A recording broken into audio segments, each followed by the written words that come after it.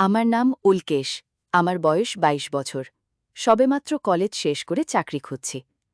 আমার মায়ের নাম তৃপ্তি রানী, বয়স ৪০। এই বয়সেও খুবই সুন্দর আমার মা। বাবা মায়ের ডিভোর্স হয়ে যাবার পর থেকে আমি আর মা একসাথে থাকি। সাদান অ্যাভিনিউয়ের একটি বাড়িতে আমরা দোতলায় দুটি ঘরে থাকি। একটা ঘরে মা শোয়, আরেকটায় আমি। নিচের তলার ঘরটা বৈঠকখানা। তো ঘটনার শুরু সেদিন থেকে, যেদিন আমি প্রথম এমন গল্প পড়া শুরু করলাম। মায়ের সম্পর্কে আমার চিন্তাভাবনাই বদলে গেল। আমি ইন্টারনেটে কিছু মা ও ছেলে গল্পের ভিডিও দেখলাম। সেখানে ভিডিওর জায়গায় নিজের মাকে কল্পনা করে নিলাম। আমার তখন পাগলের মতো অবস্থা।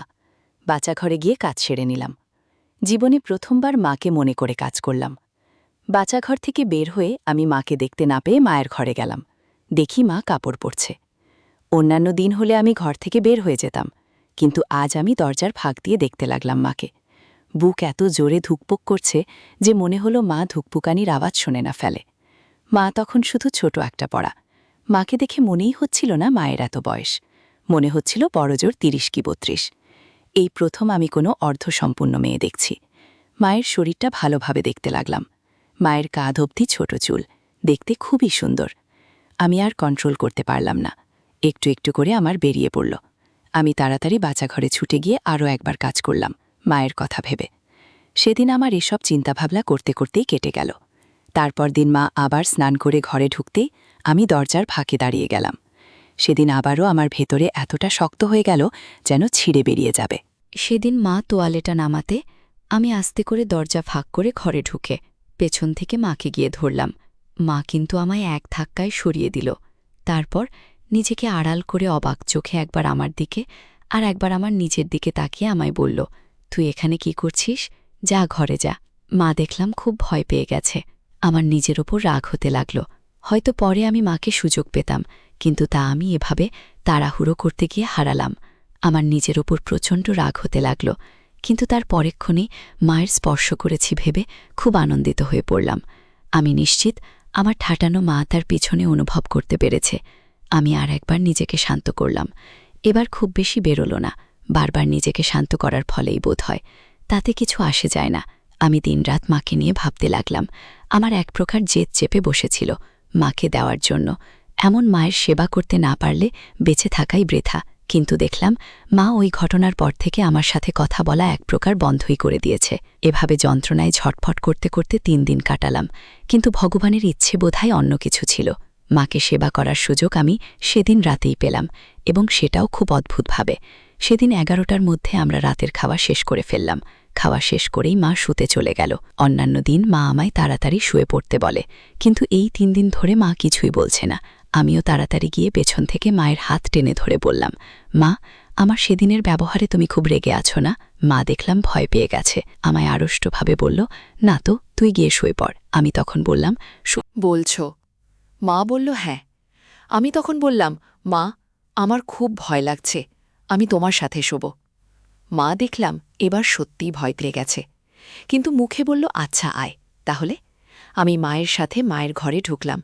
ভাবলাম আজ যেভাবেই হোক মায়ের সেবা যত্ন করতে হবে। মা যদি রাজি হয় হবে, না হলে জোর করে মায়ের সেবা করব। মা ছিটকিনি দিয়ে দিল। মা লাইট অফ করতে যাবে, আমি তখন বললাম, মা, তোমার সাথে আমার কিছু কথা আছে। মা ভয়ে ভয়ে আমার কাছে এসে বলল, বল। আমি বললাম, খাটে বসো না মা। আমার থেকে অনেকটা দূরে খাটে বসল। আমি বললাম, মা, এই কদিন আমি অনেক কষ্ট সঞ্চয় করেছি, কিন্তু আর না, এ যন্ত্রণা ভোগ করা যায় না। মা, জানি না তুমি আমায় কি বলবে। এ কথাগুলো শোনার পর হয়তো তুমি আমায় ঘেন্না করতে পারো, তবে আমার এই কথাগুলো তোমায় শুনতেই হবে। আমি মায়ের দিকে তাকালাম, দেখি মা এক দৃষ্টি আমার দিকে চেয়ে আছে। আমি বললাম, মা, আমি তোমাকে খুব ভালোবেসে ফেলেছি। আমি তোমার প্রতি মোহগ্রস্ত হয়ে পড়েছি, তোমার প্রতি আসক্ত হয়ে পড়েছি। আমি তোমার সেবা করতে চাই। আমার কথা শেষ হওয়ার আগেই মা ঠাস করে একটা চড় মারল আমার গালে। বলল, ঠিক আমি না তোর মা? আমাকে নিয়ে তোর এমন চিন্তাধারা, চিত লজ্জা করল না তোর আমায় এ কথাগুলো বলতে? আমি তখন বললাম, মা, তোমারও তো দরকার। বাবার সাথে তোমার ডিভোর্স হয়ে যাওয়ার পর তোমার ইচ্ছাগুলোও তো অপূর্ণ রয়ে গেছে। আমি ছেলে হয়ে তোমার এই কষ্ট কিভাবে সহ্য করব বলো তো? মা বলল, একদম চুপ কর, তোর কোনো কথা বলার অধিকার নেই। ঠিক তুই এত নীচ মনের? আমি বললাম, ছেলে হয়ে মায়ের কষ্ট দূর করতে চাওয়াটা যদি নিজ মনের পরিচয় হয় তবে আমি তাই। মা বলল, কিন্তু তুই আমায় নিজের স্বার্থে সেবা করতে চাইছিস আমার কষ্ট হচ্ছে বলে না। আমি দেখলাম লাইনে কথা এসে গেছে। আমি বললাম, মা, তুমি একবার রাজি হও, তোমার কোনো কষ্ট থাকবে না। কিন্তু তুমি যদি রাজি না হও তবে আমার আত্মহত্যা করা ছাড়া আর কোনো উপায় থাকবে না, কারণ এই মুখ আমি তোমায় আর দেখাতে পারব না। মা দেখলাম চুপ করে আছে। মা মাথা নিচু করতেই দেখি চোখ দিয়ে দুফোঁটা জল গড়িয়ে পড়ল। আমি তখন মায়ের থুতনি ধরে আমার দিকে ফেরালাম। ফর্সা গাল বেয়ে জল গড়িয়ে পড়ছে। আমি মায়ের চোখের জল মুছিয়ে দিলাম। মায়ের এমন অবস্থা দেখে ভাবলাম এখনই কিছু করি, কিন্তু না, তার সময় এখনও আসেনি। সবুর করলে তার ফল মিষ্টি হয়। আমি মায়ের আরও কাছে সরে আসলাম। মায়ের শরীর থেকে একটা সুন্দর সুগন্ধ পাচ্ছি। আমি আমার মুখটা মায়ের মুখের কাছাকাছি আনলাম, আরও কাছাকাছি আনলাম। এবার মায়ের ঘন ঘন নিঃশ্বাস পড়ছে।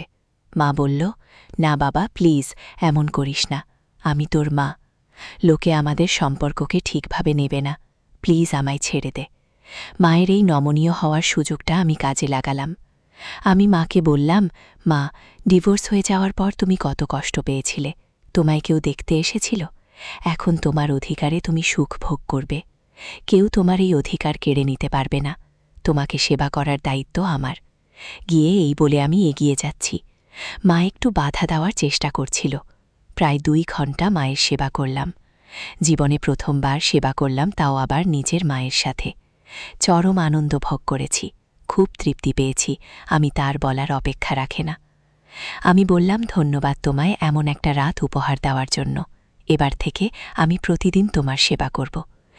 প্রতিটা দিন আমি স্বর্গসুখে ভরিয়ে দেব। আমি খুব তাড়াতাড়ি একটা কাজ খুঁজে নিয়েই তোমায় বিয়ে করব, আমি কথা দিচ্ছি।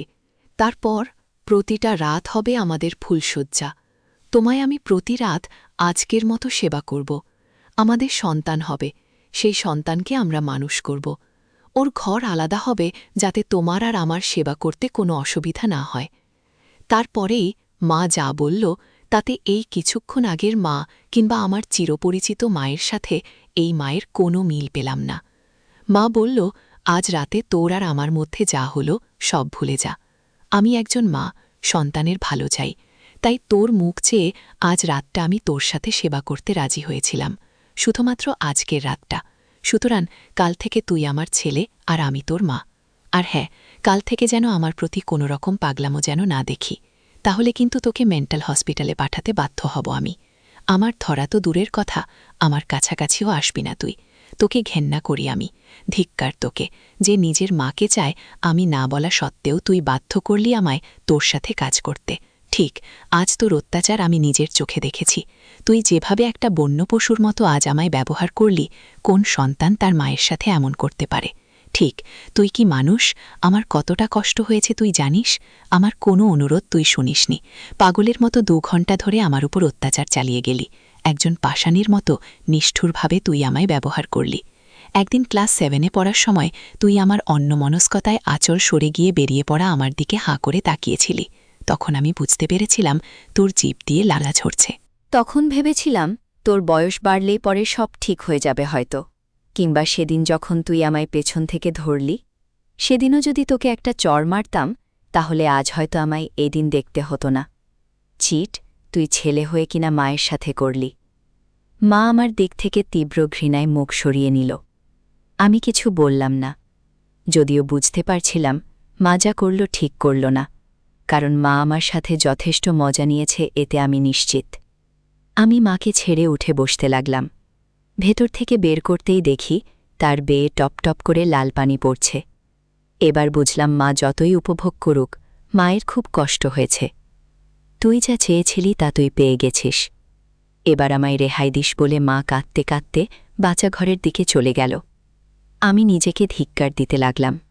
আমার ভয় করতে লাগল মায়ের ডিভোর্স হয়ে যাওয়ার পর মা আমার সাথেই থাকে, কিন্তু এই ঘটনার পর মা যদি আমায় ছেড়ে চলে যায়, তবে আমি কি নিয়ে থাকব?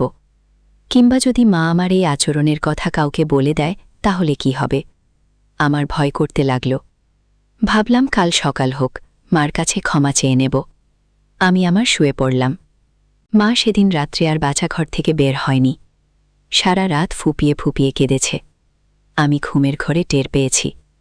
সকালের রোদ গায়ে এসে পড়তেই আমি উঠে পড়লাম। ঘরে মা ছিল না। রান্নাঘরে গিয়ে দেখি মা রান্না করছে। আজ মাকে একেবারে অন্যরকম লাগছে।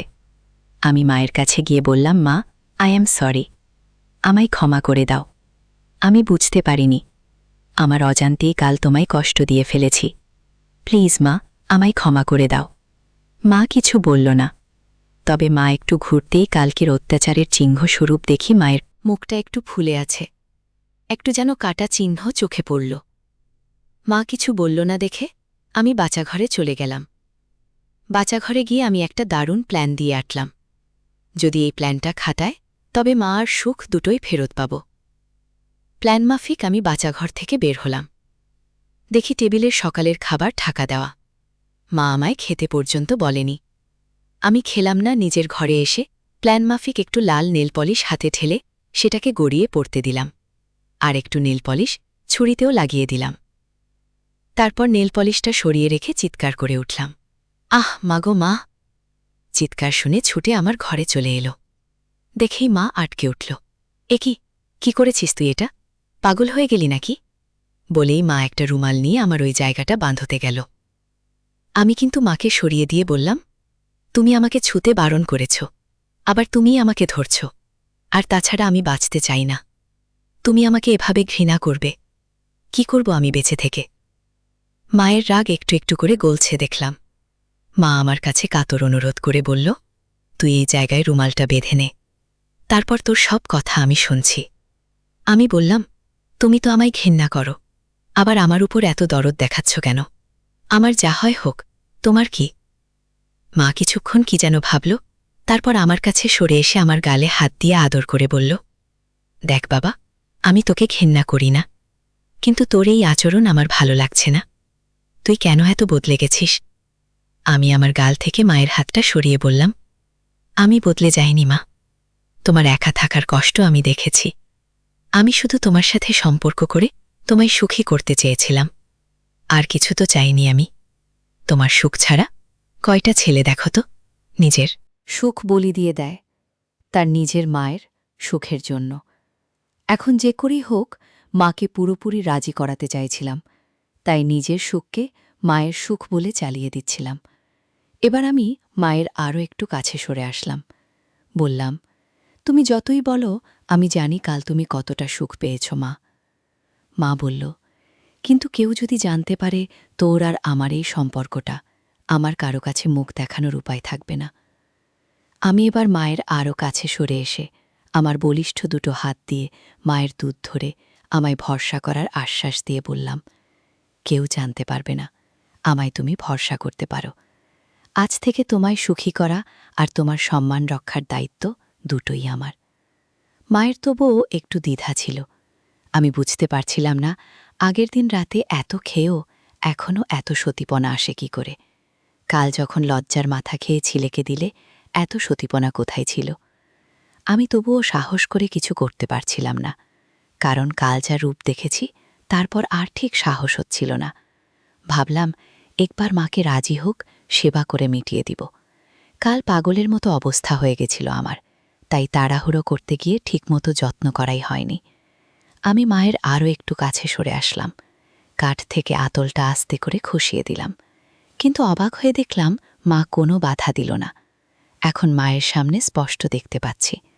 মা বলে বলছি না, সত্যিই খুব ভালো লাগছিল। আমার মতো মায়েরও খুব সম্ভবত আগের দিন অতটা হুঁশ ছিল না, কিন্তু আজ আমাদের দুজনেরই একটা অজানা আশঙ্কায় মন দুরুদুরু করছে। মা ভয়ে লজ্জায় থরথর করে কাঁপছিল, যদিও চোখে সেরকম কোনো আভাস পাচ্ছিলাম না। আজ মায়ের চোখে সম্মতি ছিল, কিন্তু আগের দিন মায়ের চোখে এই সম্মতির ভাব ছিল না। আগের দিন ছিল খাঁচায় আটকে পড়া পাখির মতো অসহায় ভাব। আমিও ভয়ে কাঁপছিলাম, মায়ের চোখের দিকে তাকাতে পারছিলাম না, কারণ আগের দিন মায়ের উপর কর্তৃত্ব করার ভাব চলে এসেছিল। কিন্তু আজ কিছুটা শ্রদ্ধা ভয় কাজ করছিল। তার চেয়েও বড় কথা, আমার সামনে দাঁড়িয়ে আছে আমার চেয়ে বয়সে অনেক বড় একজন হাই সোসাইটির মহিলা। কোথাও কোনো খুঁত নেই। তিনি আমার গর্ভধারিণী মা, যার রূপে আমি মুগ্ধ, যার জন্য আমি পাগল। আমি মায়ের আরও একটু কাছে সরে আসলাম। আমি আর মা দুজনেই ভয় পাচ্ছি। যদিও এই কাজটা আমরা আগেও করেছি, তবুও একটা ভয় কাজ করছে। আমি হয়তো এই মায়ের সেবা করতে করতে মরে যাব, কিন্তু মায়ের চাহিদা পূর্ণ করতে পারব না। আমার মা আমার মতো এমন সুপুরুষ ছেলেকেও মা কাত করার ক্ষমতা রাখে। আজ যদি মায়ের সেবা করার সময় অতিরিক্ত সুখে পাগল হয়ে যাই কিংবা মরে যাই, তাহলে হয়তো পরের দিন সংবাদপত্রে বেরোবে মায়ের সেবা করার সময় অতিরিক্ত সুখের সন্তান মৃত ইত্যাদি। আমি আসলে তাড়াতাড়ি করছিলাম, কিন্তু বুঝতে পারছিলাম তাড়াতাড়ি করে কিছু করলে পরিস্থিতি হাতের বাইরে চলে যেতে পারে। আমি কাজ শুরু করার সময় মা একটু হেসে ন্যাকা ন্যাকা গলায় বলল, সামান্য একটা বেকুলি খুলতে যদি এত সময় লাগাস তো বাকি কাজ করবি কখন, বলে মা নিজেই খুলতে লাগল।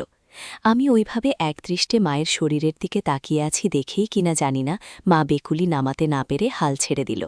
আমি তখন উঠে মায়ের পেছনে গিয়ে দাঁড়ালাম। এবার মায়ের মুখে এতক্ষণের দুষ্টু হাসিটা কেটে গিয়ে একটা হালকা দিদার ভাব ফুটে উঠল। কারণ মা আমার আগের দিনের আচরণ থেকে বুঝে নিয়েছে যে কাজটা আমার এতক্ষণ মায়ের সামনে দাঁড়িয়ে করতে অসুবিধে হচ্ছিল, সেই কাজটা খুব সহজেই আমি পেছনে দাঁড়িয়ে করতে পারব। আমি সেটা বুঝতে পেরেছিলাম।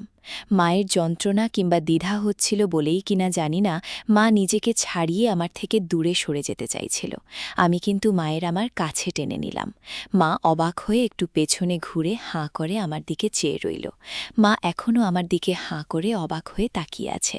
বোধহয় বিশ্বাস করতে পারছে না যে মা তাকিয়ে আছে দেখেও আমার এতটা সাহস হতে পারে। কিন্তু মা এটা বুঝতে পেরেছিল যে মা এখন পুরোপুরি আমার বাঁধনে বাধা পড়ে গেছে। এ বাঁধন ছেড়ে পালানোর উপায় নেই। কিন্তু তবুও মায়ের অবাক ভাব কাটছিল না। মা অবাক হয়ে আমার দিকে তাকিয়ে আছে, কিন্তু আমি সেটিকে পরোয়া না করে মা পিছনে ভিড়ে থাকা অবস্থাতেই মায়ের ধরলাম।